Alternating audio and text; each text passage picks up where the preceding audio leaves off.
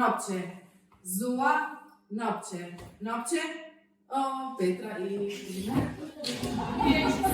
samo sjedi. Noapte, ziua. Ziua, noapte, noapte. Ziua, ziua, noapte, ziua, noapte, noapte. Ziua, noapte, ziua, ziua. Ravnatelj. Ziua, noapte, noapte, ziua, ziua, noapte, ziua, noapte, noapte. Diana. Ziua, noapte, noapte, ziua, noapte, ziua. Pogrești.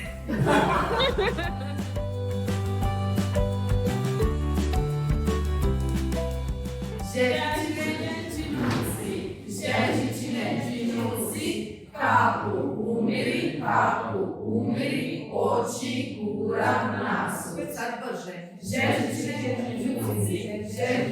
džinuci, kapu umiri, oči, gura, nasu. Još naput. Željčine džinuci, kapu umiri, oči, gura, nasu. Bravo.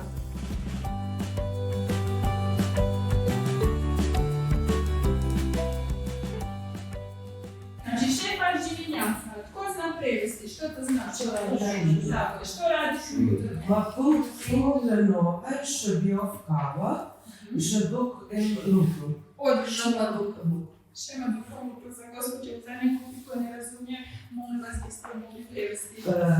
Znači spavam do 9, pijem kavu i odlazim na posao. Odlično. Znači, možete odgovor napisati kao kava. Znači, to je najkraće što možete napisati ili kao Sandi, msko džinci, malem, šema dukam i školu. Znači, ustajem, perem zube, umijem se, najedem se i idem u školu.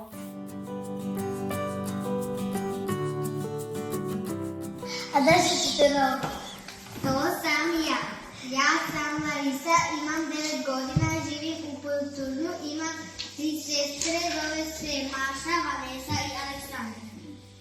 Asta mes Juliju, mes Larisa, am 9 godina, kus Matikovec, am 3 sor, Săceamă, Maša, Vanesa și Aleksandra.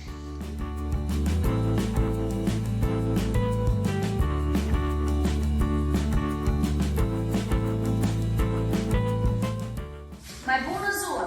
Compania noastră se cheamă Maticoveț. Acolo custă mulți biași și mulți câini. Mulți biași îți zaposten, mulți biași ur fugit din companie de fotragă de mai bun gust. Când cade ploaie, avem popolul în udvarul. Capul vine la trăgastă. În companie nu pot să celebrezi de muzică. Mulți zaposlen u fere se pot ocupa.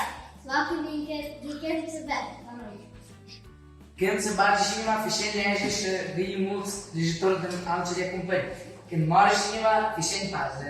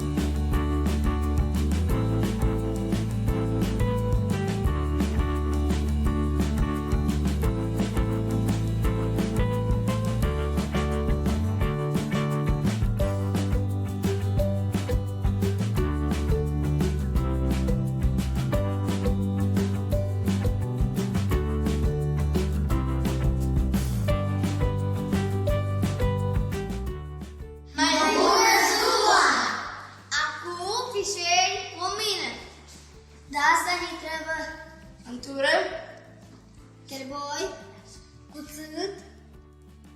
Mașincă. Și 3 sfor. Și un lingură. El și un puceni sfor. Mai pe ce trebuie să vadă? Grăboiul tieni. Și o haie parte tieni în jos. Acum cu lingura pișe în groapă.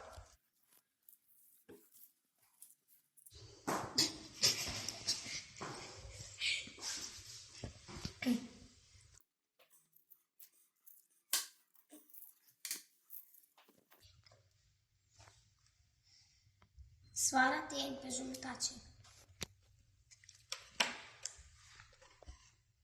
Acum cu lingura luăm în tură și punem în crăboi. Acum când e gata crăboiul, cu înturată își băgăm soara înăuntru. Acum să ținem flanța să avem lumină.